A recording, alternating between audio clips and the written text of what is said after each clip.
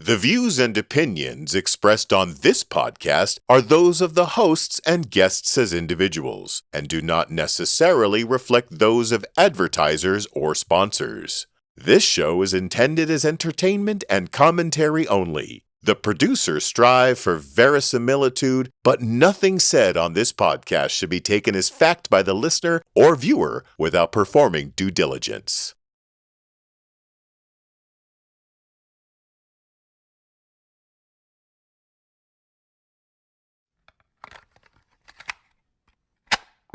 That existence, the physical universe, is basically playful.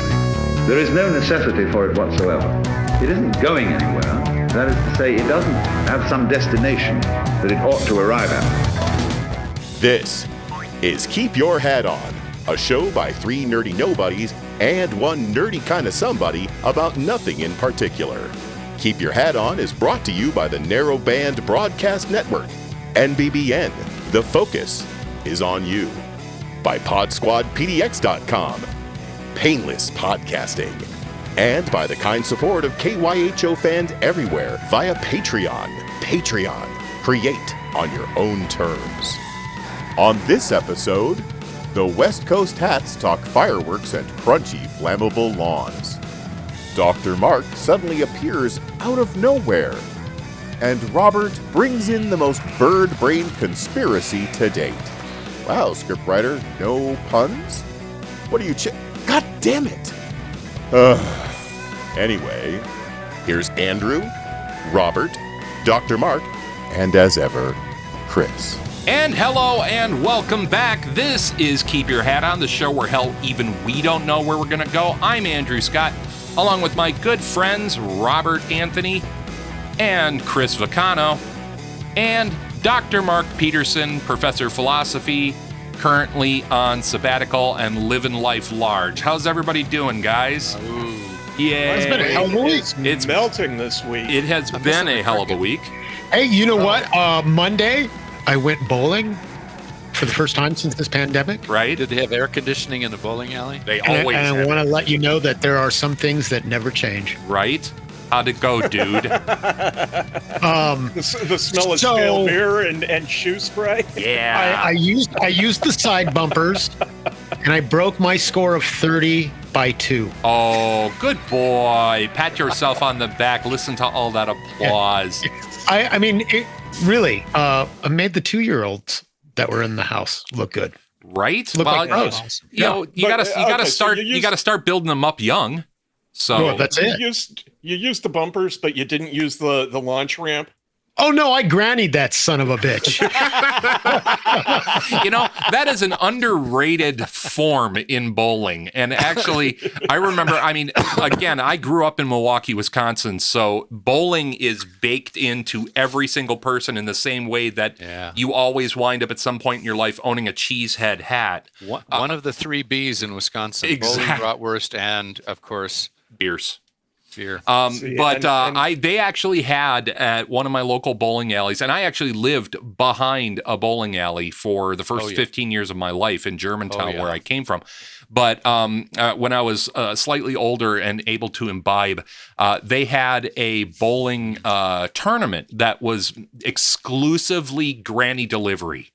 It was exclusively through, it was like the longest goddamn bowling tournament ever. It was, people weren't rushing up to the line and towing up, you know, it was all, I gotta get this all right. And so My only connection to bowling, for me, bowling has been a weird thing because I look at a bowling ball and I get an elbow bleed.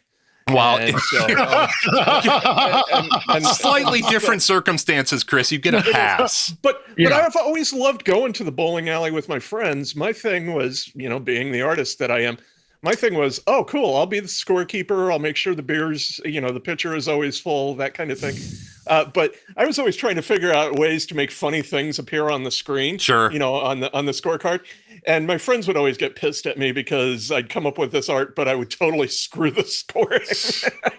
It's not that important. Well, the big thing happening here in the Pacific Northwest, which we often jokingly refer to as the Pacific Northwest, which is decidedly not right now, is hope all the rest of our listeners around the United States, particularly towards the south and east and the eastern seaboard, are doing okay, because we sent y'all a big fat dose of, oh my God, we're melting. We wound up here in Portland. We broke the all-time temperature record 3 consecutive times on 3 consecutive days. And at the highest temperature, we wound up with a temperature here in Portland Metro of 117 fucking degrees. It was ridiculous. Now, this was back in June, at the end of June. Portland, on average, sees about 8 to 10 100-degree days a year. Our temperature record up until God decided to hate us or whatever was, I think we were 106 at the airport. I think it was somewhere around there. We started out the heat wave with a high 90-something day, which for us here, not that big a deal. Yeah. But that was followed by a day of 108, followed by a day of 111, followed by a day of 117 degrees. And I think I've said this on the program before, but it used to be in Portland, there was a week in August. Yeah, that's the one you could count on. Yeah. Would get 90, 95, maybe 100. And I was okay with that. I'm one of those people that 85 is 80 to 85. Anything past 80 is ridiculous. Anything past 85. What he's not saying is this is one of the reasons why Robert escaped Southern California. Right. It's unnecessary past 85. Yeah. And so it was nice to be able to count on that week. It was when those days broke free of that week and started wandering all over the calendar. Yeah. That's just not cool, man. And I mean, there was a time, I think about 2011, 2012, we had a string where it was 104, 105, 106, somewhere like that. And that was late July, beginning of August. For this crap to have happened to us in June, I just want to say to all our viewers and listeners, if you have any questions about climate change and its veracity, please take some time to educate yourself and reevaluate your position, because for sure. We're to the point where they're starting to get people warmed up. We're starting to get people used to the idea of rolling blackouts and brownouts here in the Pacific Northwest, particularly in Seattle. Seattle, by population, has the lowest level of air conditioning in the United States because they just simply don't deal with this stuff. Seattle topped out at 111 or 112 degrees over this same period. And this came from this heat dome that, and really just, and I kind of am a meteorological nerd. I find weather fascinating. And I'll put a shot of it up here. This is what a heat dome from hell looks like. Really what it's about is climate change has affected the jet stream that, for the most part, used to stay well up in Canada. And primarily it would skirt the top of the Yukon and then come over and typically be around 400 or 500 miles north of the Canadian border into Canada. This is the Arctic jet stream, right? Exactly, right. It used to circle and keep everything happily. It worked as a wall to keep to keep our two great nations away from each other. But it's now. Oh, I have a question, Andy. Yeah. As you're talking about this and as you know these things, does this have anything to do with the vortex split that we? That's a good. The multiple vortex splits. That's a good question, and I think it probably does, or I don't. I think I go so far as to say that they're interrelated. We're seeing a lot of atmospheric disturbance happening that literally it was like a switch was flipped on somewheres in the 90s and early aughts.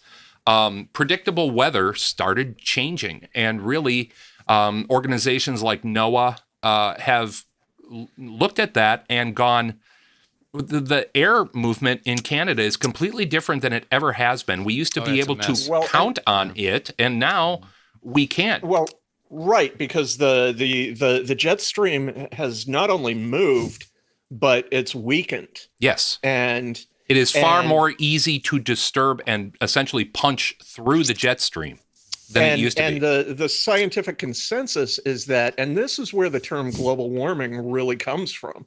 The scientific consensus is that it's due to the warming of ocean waters, ocean temperatures, which there are some very important currents that run deep in the ocean. They're called the thermocline induction currents. Yes. And what they do is they basically drive the movement of the atmosphere, but they also drive kind of the flow of the oceans and things of that nature. And people don't get that the ocean is connected to the atmosphere and the atmosphere is connected to the ocean.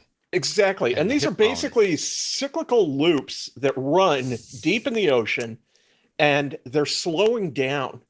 And if they stop, it's game over. Yeah, it really is. We're talking about, the big thing that's happening here for us is, again, they're projecting and predicting that we're going to probably be facing brownouts and blackouts because of our need to protect our power grid because of the power demand that all these air conditioners require.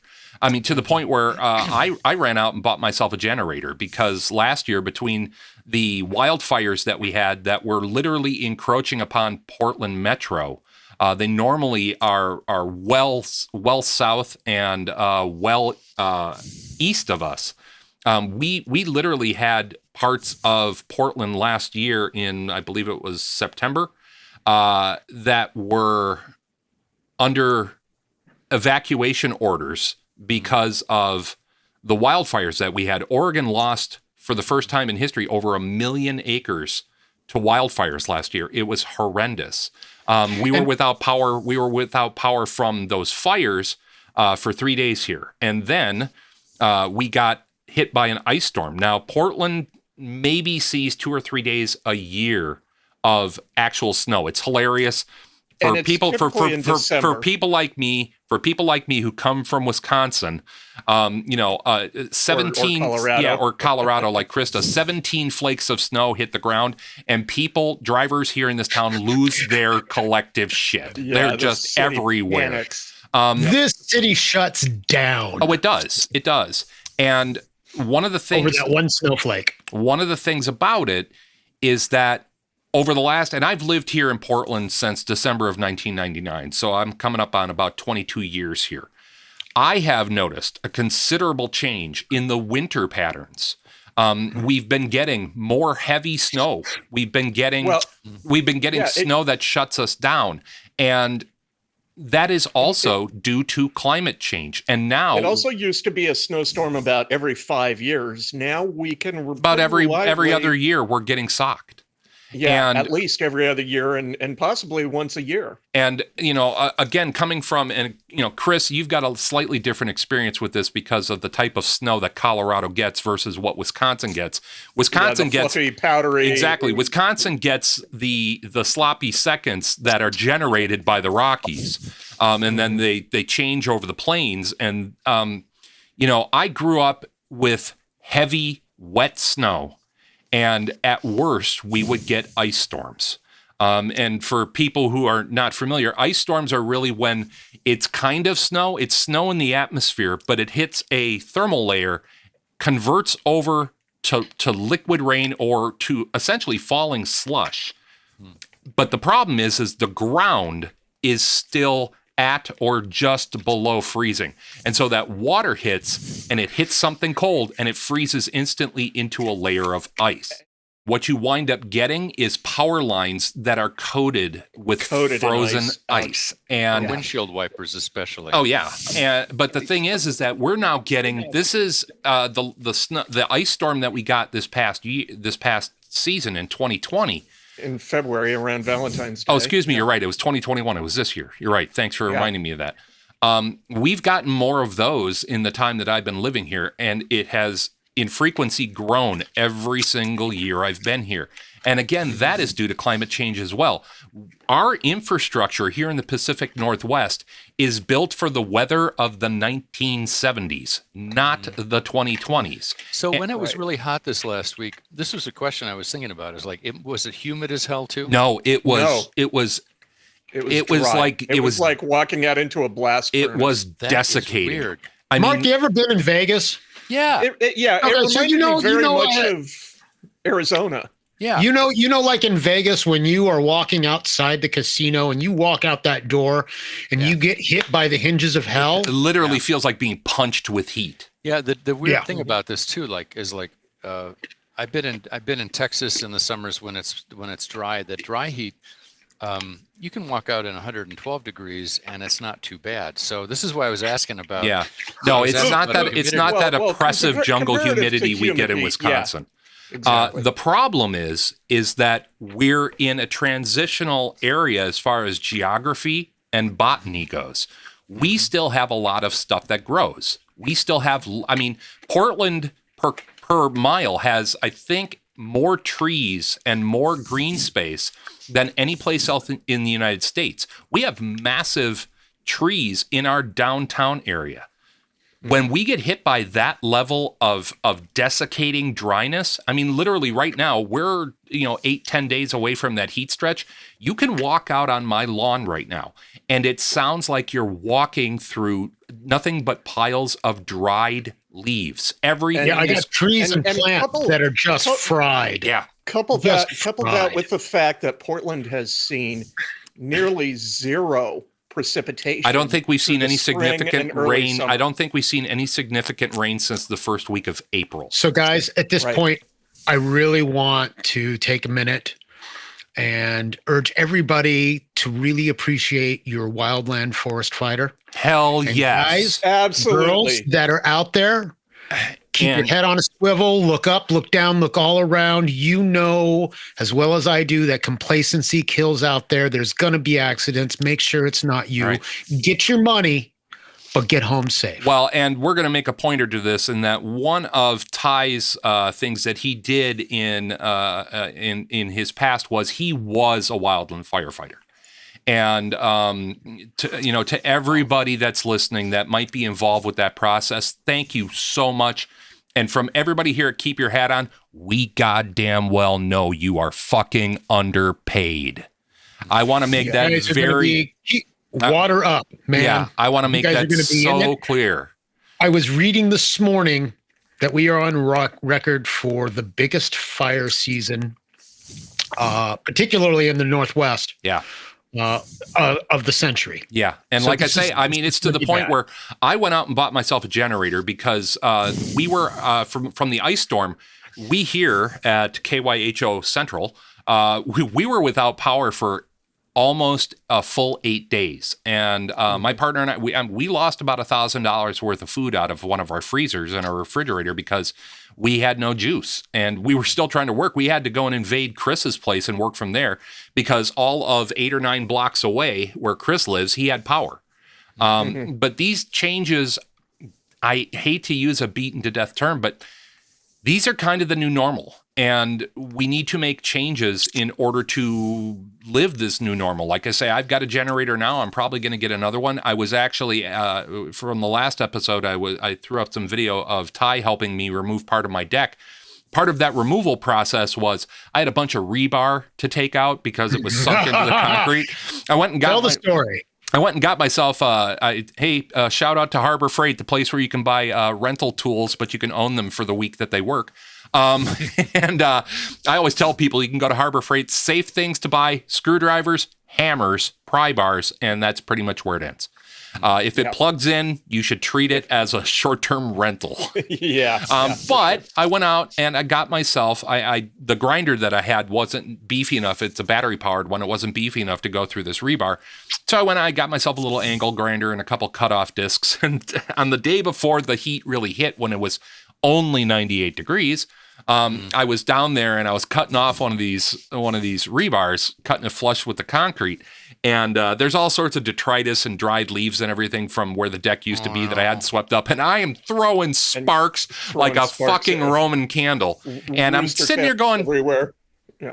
Is this really do I want to be the guy that lights the neighborhood on fire? And the next time just stopped, I got the hose, I'm hosing everything down, going, nah, not today, Satan. Not today. Yeah. No. Yeah. Good for you. You know, Andy, to sort of crystallize the bigger point here that I think you were making is here in Portland, which is generally a little bit mixed, but generally a relatively benign, weather patterns. Yeah, our weather is generally inoffensive. Yeah.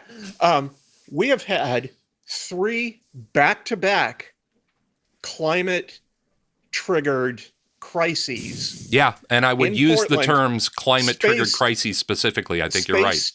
Spaced approximately 4 months apart. Mm-hmm. I mean, this is huge. Wildfires, ice storm, emerging. And then a heat wave, the likes of which we have not ever seen in this environment. And we're coming into another fire season. We're in it.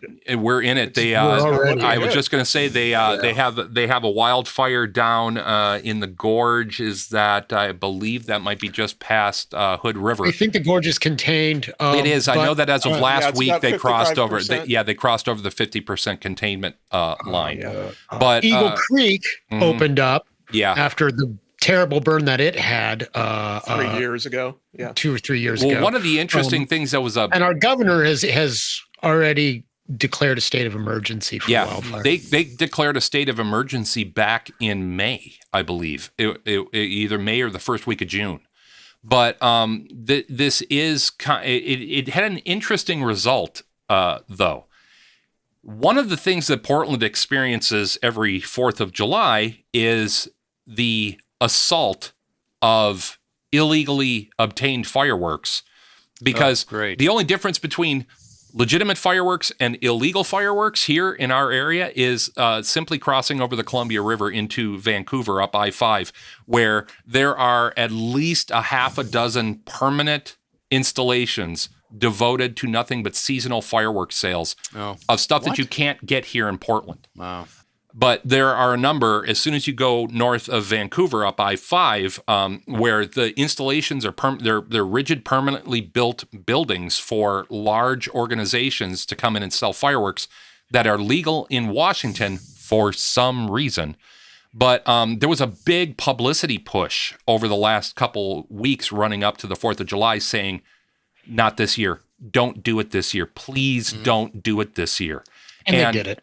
It wasn't nearly as bad. It was surprisingly effective. Most of what I'd heard on the 4th of July, my partner and I were trying to suss out whether or not it was the Portland fireworks or Fort Vancouver fireworks, which is just north of us as well.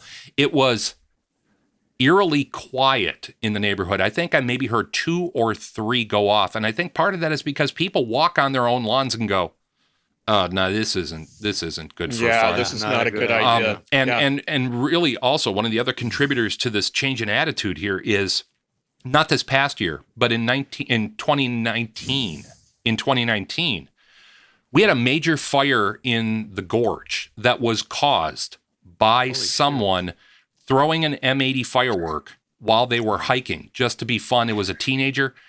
It burnt. I don't even know what the acre count was, but 50,000 acres. It was a 50,000 acre fire caused by one firework. And it nearly burnt down one of our big scenic attractions here, and I'll put some video of it up here. Is Multnomah Falls. Multnomah Falls has a beautiful guest center and is a regular destination. It's one of the most photographed waterfalls. Oh, absolutely, because in the American West. It is beautiful. It is so epic in its waterfallness. I gotta feel sorry for that kid. Well, I don't know. It was a bonehead move. No, I don't, because it was a bonehead move, but he's got to live with that. all his life. I'm sorry. I'm not liability. going. I'm not. Well, it's parents' liability. They were on the hook for millions of dollars in both damage and paying to contribute. I'm sorry. I don't feel for this kid because there were so many things that happened after that incident where there was no show of remorse. There was a lot of lying going on to try to cover tracks. And it just seemed like there wasn't enough feeling sorry for what they did. Yeah. And I mean, lives were put at risk. Property, millions and millions of dollars of property were lost. As well as ecosystem was destroyed. Exactly. One of the other major scenic attractions of that area is simply all the hiking trails that are on the Columbia River Gorge. Eagle Creek. Eagle Creek. Yep. It is absolutely beautiful out there. You've got Vista Point and Crown Ridge and all those places up by. I mean, the Columbia River Gorge. People in other parts of the country don't realize just how epically beautiful it is, and seeing the huge the Columbia River rolling, and then getting out to places like Hood River, where windsurfing was invented. Yeah. All that was put at risk because somebody decided to do something that they knew, and they were told and warned about, that they knew was not something that they should be doing in that environment at that time, and they did it anyways. Rob? Yeah. What I was going to say was Eagle Creek, one of the reasons that hasn't reopened, or just recently reopened, one of the delays of it, and one of the things that people don't think about is the after effects of a fire. So that got burned over, and because it got burned over, there was no vegetation to hold the soil during the rains. So a large part get erosion.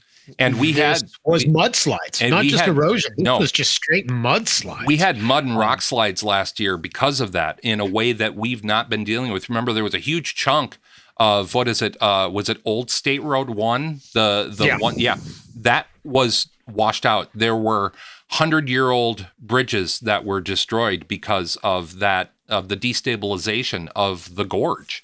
But again, I want to circle back and say to all our friends who are fighting fires and doing fire support, there are so many people involved with that process in a place like here where we've got so much forest. We thank you so much for your efforts and for literally putting your lives on the line to help protect us. And we're doing everything in our power as just citizens to say, you know what, government, these people deserve more than the people that are working at a big box retailer, carrying bags of sand. These people are our heroes, and these people are our backstop. And we here at KYHO, want to keep spreading the word about your efforts. And again, from us, literally, hats off to you. Tell you what, everybody, we're going to take a quick break. We're going to come back and actually start the show with a bunch of fascinating shit. But meanwhile, you're watching and listening to Keep Your Hat On, the show where we don't know where we're going to go, and neither do you. And that's Dr. Mark, and that's Ty, or Burnt Tony, and that is Chris, and we'll be right back after this message. Don't go nowhere. Bye.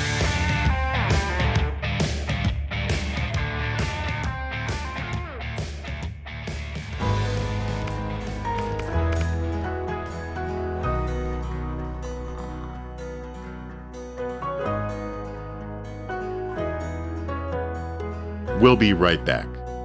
Really.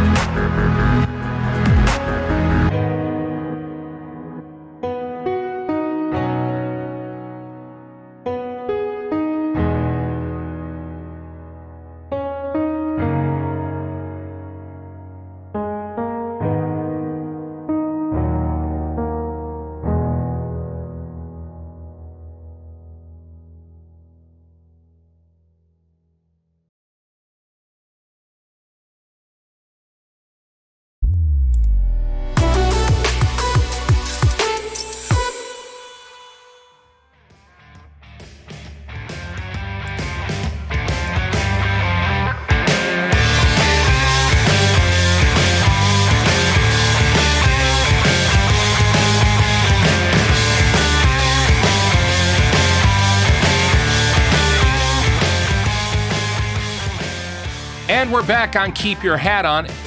Oh, look, there's Dr. Mark now. Wait, am I in here? Hey, Dr. Martin, good to see you. Oh, We had a problem. We had a problem with the Where replicator you circuits. been? Yeah. Wow. So, anyways, Man, Ty, what's in these, man? Wow. Well, last time you get one of those from me, huh? Yeah. Or maybe not. pufferfish toxin. The rest of them. That's Yeah, what this is. Pufferfish I'll have to be toxin. sucking it with my blowhole. Anyways, folks, sorry.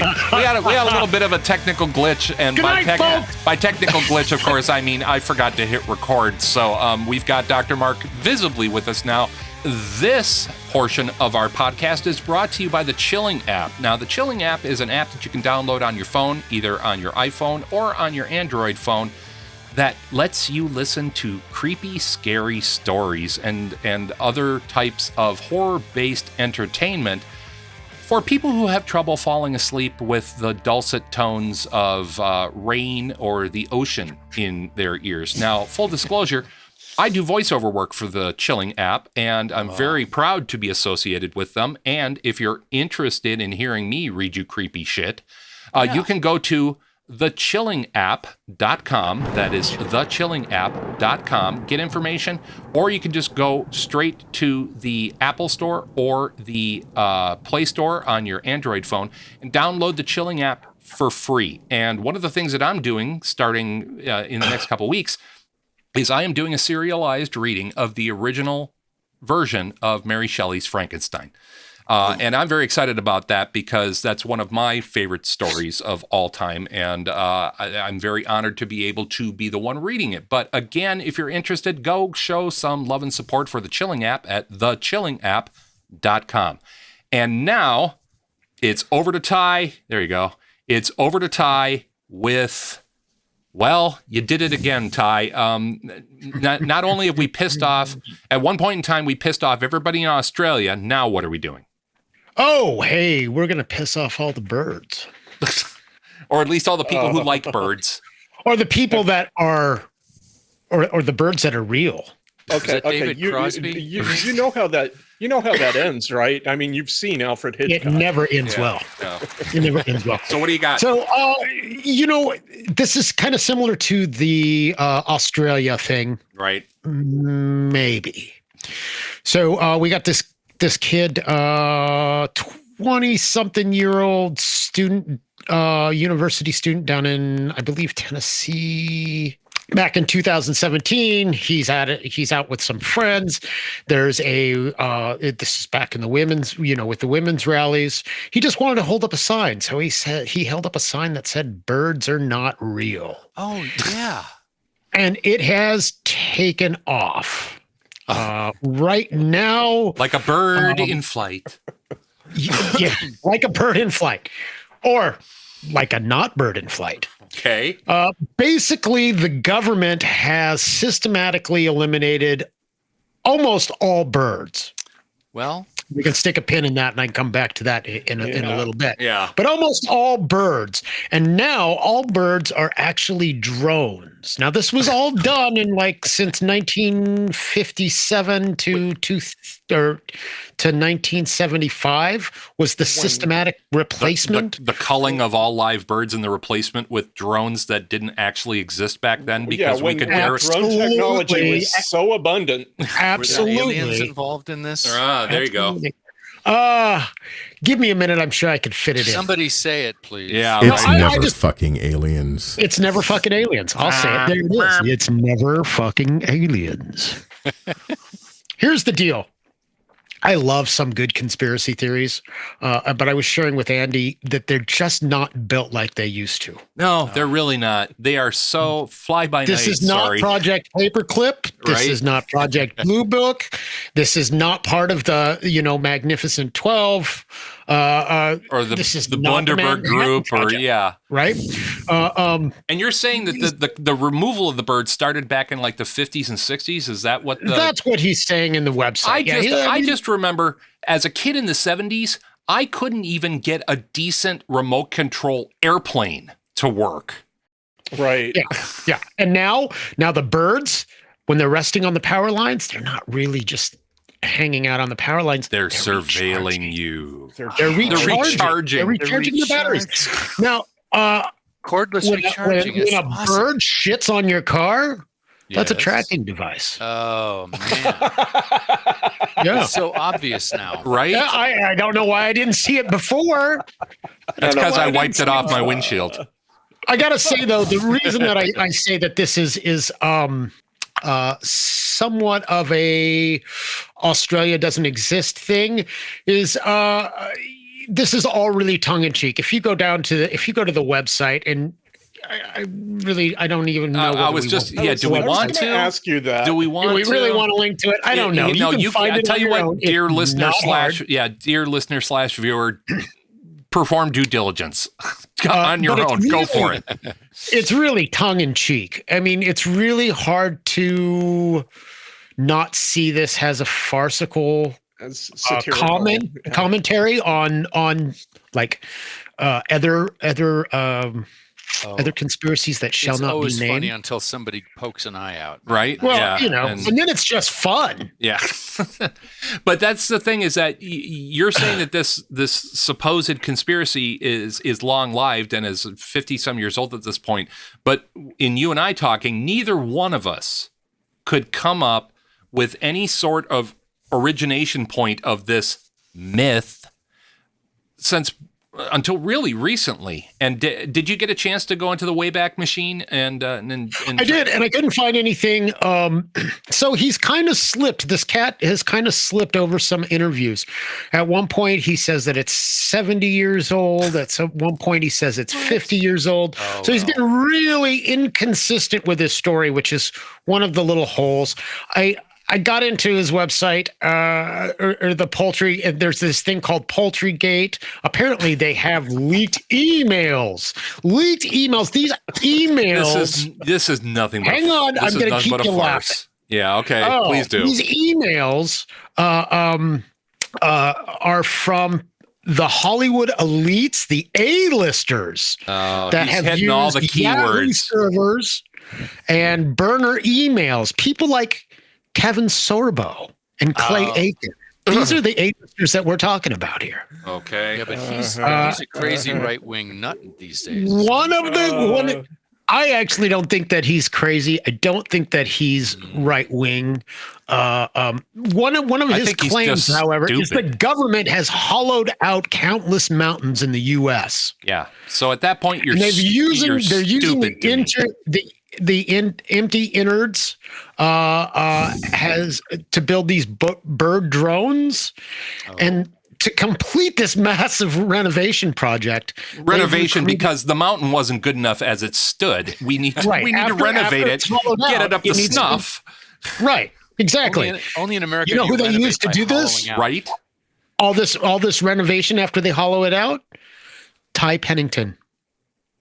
Who? From Extreme Makeover. Oh, Jesus Extreme Home Makeover. Christ. He's the guy that's been recruited, according to this website.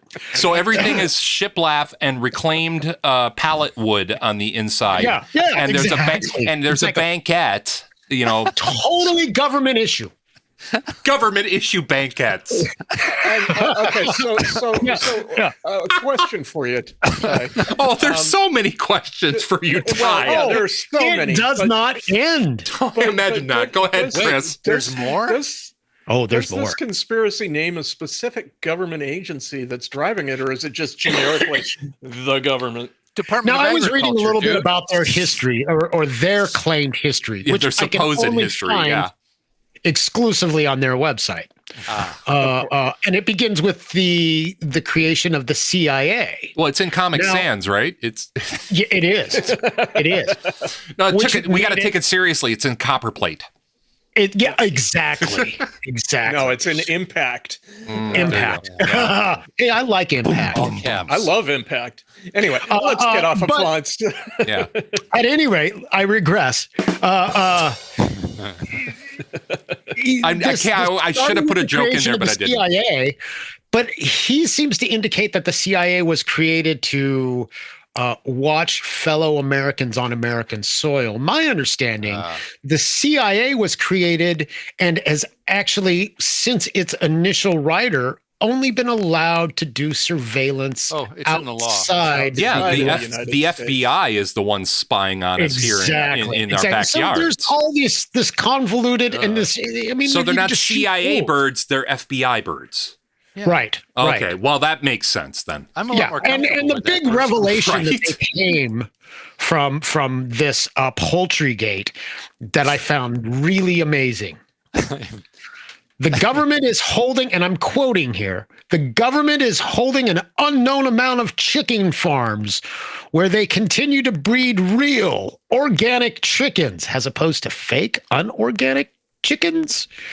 Anyway, it goes on to say We need to keep cranking out McNuggets. So yeah. The reason for this is unknown at this time. Hello, sorry. Chick-fil-A. Other than that, it has to do with the pleasure. What pleasure? What pleasure? Anyway, continuing. This is a massive revelation for the birds aren't real movement. Oh yeah. The reason we have dubbed this entire leak Poultrygate. Okay. Yeah. Well, yeah. So basically, they're replacing all these birds with drones, but they're keeping some hidden poultry farms. But okay, we're not really clear. Couple problems present themselves to me. Number one, the best thing for the FBI to do would be to make sure that when you eat a chicken McNugget, you are swallowing a tracking device. So I don't buy that the chickens are real. And also, everybody knows that if you buy a drone anytime fucking forever, it's already made in China. So this is not the FBI. This is China. Are you saying the birds there are you made go. in China? There you go. Birds are made in China. I am to the point now where I am off my rocker and I'm going to buy into this whole conspiracy theory because, well, frankly, I have nothing better to do with my time and I don't believe in facts. Oh, listen, let's ask our viewers right now, and I just put this up on Facebook. Let's just start using the hashtag Poultrygate. And see what happens. Well, I just put it up, and let's see. It's recognized, and it goes back to the website. Did it say how many hashtag Poultrygates have been mentioned? Where are we in the sea of disinformation right now? Poultrygate. It says right now fewer than 1,000 posts. Okay, but still, here's the thing, and I mean we're all laughing about this right now. Oh yeah, but QAnon hasn't mentioned it yet. But just 2 weeks ago. There was a protest. I think it was in the southern Midwest, so it might be down. Yes. Yeah, okay. Yes. So hundreds and hundreds of people showed up with signs supporting the birds aren't real. We've run out of shit to protest. Earlier this year, on Instagram, they had about 296,000 followers. Shut the front door. On TikTok, they have about 353,000 followers. So this thing is actually taking off, and there's independent chapters that are actually popping up in, Arkansas, and Idaho. Separate factions. Yeah, fake bird militia. The gourd. Right. We've run out of things to be conspiratorial about. I'm like so completely befuddled by all of this. I'm still trying to get my head around whether the people promoting this theory are doing so out of genuine belief. No, because here's the thing: Ty and I are going to pull the sheet off of this because one of the things that we talked about today that really is kind of the crack in the underbelly of this story is that there's merchandise. When you get on the webpage, the first things that you'll see are a mention of Patreon, and then going straight into the merch. That's why I don't think this guy is right wing. He's actually fun, man. He was English/philosophy. Oh, student. see, no good comes from that. That's a fact. Well, there's actually maybe he saw an opportunity to fleece gullible masses. He started out with some experiment, saw the revenue potential, and I think the guy's he's got a really, really good, he could have a good career in media. Yeah, or marketing. And marketing. He's PR. He's all spin. Absolutely. Yeah. But it's interesting to me that this started, pardon the use of the term, started taking off after the air started escaping from the QAnon movement. People are so lost right now. There are hundreds of thousands of people who are completely and utterly disillusioned. There's no basement in a pizza parlor where, children are being eaten sacrificially. They had to go somewhere else. And this guy just went like this. Fake birds. Yeah, the world needs fake birds in their life right now. Right. Well, and I've got the coffee mug for you. Not just QAnon, but Flat Earth. So many of them. I mean, Flat Earth is collapsing in on itself because they actually started conducting real, legitimate scientific experiments, and at least in person. I don't know how legitimate. I don't know how legitimate the science experiments are, but there have been those people. There have been people going out trying to find the ice wall. There are people that have been going out and they're disappearing over the. No, I'm talking about honest to God, like engineering experiments, because there are a group of engineers who have latched onto this thing and have been trying to prove it. It makes me so sad that there's any money being spent by scientists to reprove this to people. Well, and I'm going to tell you something. I have been buzzed by a military drone. I've seen it. Yeah, I've heard it. Did it have feathers? It blinked at me, but it was not a bird. Did you get pooped on? I did not get pooped on. I did not. I ran pretty heavily. Yeah. That kind of scared the thing. And I was on the phone at the time. It's like, oh, great. Now they're picking up my conversation. Well, this all goes back to the thing. And Chris and I and many people in the information sphere know this very well, and that is you're just not that interesting. I mean, not you personally, Ty. I find you fascinating, and the way your brain works is a never-ending marvel to me. But I don't know what to do with that. It was kind of a compliment. I meant it kind of as a compliment. By the way, that's coming up next time here on Keep Your Hat On. And I'm going to dovetail this.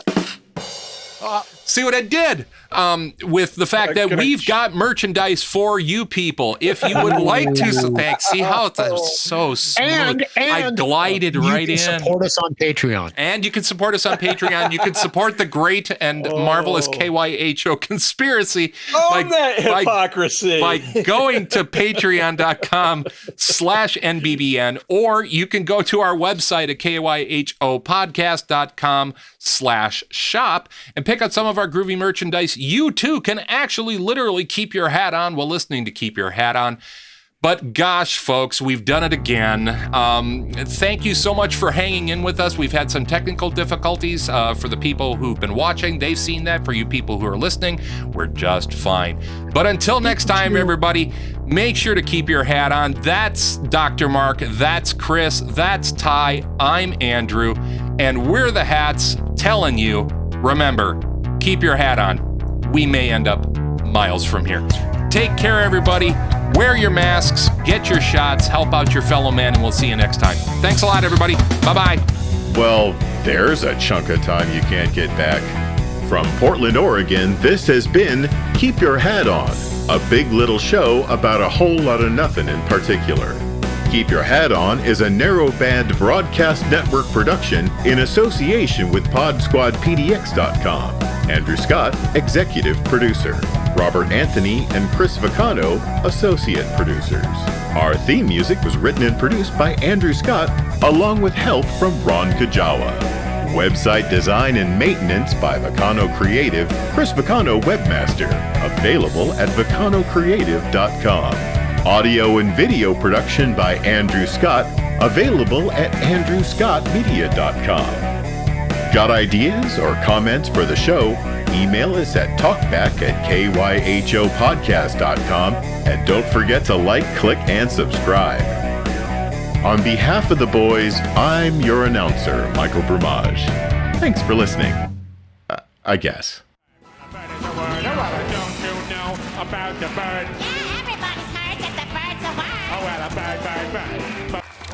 NBBN. The Narrowband Broadcast Network. The focus is on you.